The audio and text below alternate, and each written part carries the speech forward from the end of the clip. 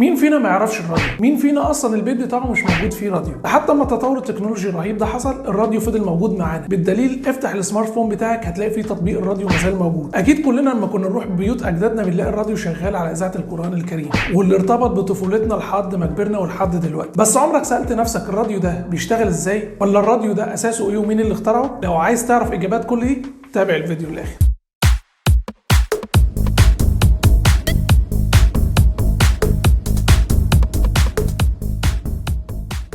لو فاكر ان الراديو هو الجهاز الموجود في البيت وبتسمع عليه المحطات المختلفه تبقى غلطان، لان الجهاز ده اسمه في الحقيقه مذياع. اما الراديو هي موجات واللي خلت الانسان يقدر على متن السفن والطيارات يعمل اتصالات ويتبادل المعلومات. خليني اقول لك ان مبدا عمل المذياع ونقل المعلومات مبني على حاجه اساسيه، وهي تحويل الصوت او الموسيقى لموجات كهرومغناطيسيه تسمى موجات الراديو، وبعد كده بتقدر تستقبلها عن طريق مستقبلات وتحولها تاني للصوت او الموسيقى او المصدر الاساسي بتاعها. فانت بتاخد الصوت مثلا بتاعي اللي انا بتكلم بيه دلوقتي وتحوله لموجات كهرومغناطيسيه اللي بتتحرك بسرعه الضوء، وبعد كده تستقبله وترجع تحوله تاني للصوت بتاعي.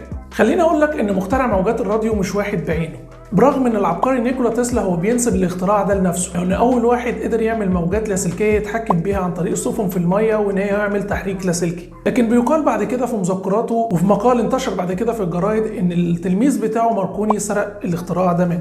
اول ذكر لموجات الراديو كان في المعادلات الرياضيه اللي عملها ماكسويل، والكلام ده كانت سنه 1867. جه بعد كده اكد على الكلام ده العالم الالماني هرتز بعدها ب 20 سنه في سنه 1887، وقدر هرتز وقتها انه يولد موجات الراديو بس ما عرفش ينقلها لاي مكان. اللي نقلها بقى وعرف ينقلها لمسافات بعيده هو جورج ماركوني اللي انا لسه مكلمك عليه من شويه، واللي بيقال انه سرق الحاجه دي من نيكولا تسلا. قدر تسلا انه يبعت الاشارات اللاسلكيه من خلال التلجراف. بعد كده ماركوني جه واشتغل على نفسه في سنه 1901 قدر ينقلها لمسافه كبيره جدا عبر المحيط الاطلسي، لما قدر ماركوني يبعت اشارات الراديو بين كورنر وجزيره نيوفندلاند. خليني اقول لك حاجه في النص كده بس مش عايز الخبطك بيها، ان اول براءه اختراع للاذاعه كانت باسم نيكولا تسلا. بس بقى في بدايه القرن العشرين من سنه 1900 وانت طالع، لما جه المخترع ريجنالد فيلدسن صاحب الاصول الكنديه واللي عمل اول بث صوتي لاسلكي سنه 1900. بعد 5 سنين من الشغل والتعب وفي سنه 1906 نفس العالم ده قدر يعمل اتصال ثنائي الاتجاه في المحيط الاطلسي. ما اكتفاش بكده، ده في نفس السنه وفي اواخرها قدر يعمل بث اذاعي ترفيهي من خلال بث الموسيقى في ليالي الكريسماس. في نفس السنه واللي كانت حفله بالتطور في مجال الراديو، جه رجل اعمال ليدي فورست وعمل جهاز وسماه باسم الاختبار، واللي قدر بعد كده ارمسترونج يطوره وعمل مبدا الاي ام. طبعا انتوا عارفين في اف ام واي ام.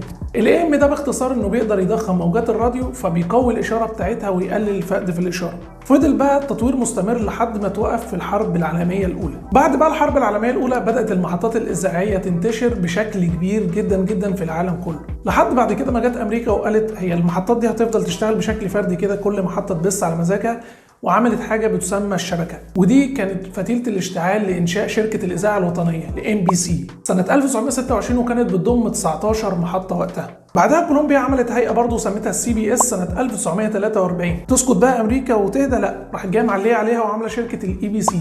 والثلاث شركات اللي ذكرناهم دول لسه موجودين لحد دلوقتي ورائدين في مجال الراديو والتلفزيون والنت. بعد كده بقى فضل الراديو يتطور لحد ما ظهر الاف ام واللي احنا عارفينه دلوقتي. عايز اقول لك ان الراديو مهم جدا وما بيقتصرش على الجهاز اللي انت شايفه في البيت ده، لا ده بيستعمل في الاتصالات اللاسلكيه بين الطيارات وبعضها وبين الطيارات والمطارات وبين السفن وبعضها وبين السفن والمواني، وبيستخدم في اشياء كتيره جدا جدا جدا غير النقل اللاسلكي. فمش عايزك تحصر ان الراديو ان هو الجهاز اللي في البيت وخلاص. حكايه بقى ظهور واختراع الراديو ده قصص وحكايات كتيره جدا جدا، بس خليك متاكد ان تسلا في اخر ايامه كان كاتب ورقه وزعلان جدا على حياته، لان معظم اختراعاته ما الناس ما امنتش بيها، والمعظم التاني اتسرق، وفي اللي حرقوا زي ما قلنا قبل كده اديسون في حربهم الشهيره وحرب الطيارات. بالمناسبه لو ما شفتش حلقه اديسون وتسلا ارشح لك جدا تروح تشوفها. بس كده عشان ما اطولش عليكم، الرحله بتاعتنا النهارده كانت خفيفه ورجعنا تاني بيها لعالم الكهرباء. ان شاء الله في الحلقات الجايه هنتكلم بعد كده عن التلفزيون والانترنت وظهورهم، وبعد كده الكمبيوتر وحاجات مواضيع تانيه كتيره جدا. بس لو وصلت لهنا ما تنساش بقى اللايك وتدعمنا وتعمل سبسكرايب وتفعل زر الجرس عشان تكون معانا في الرحلات الجديده اللي لسه قايل لك عليها دي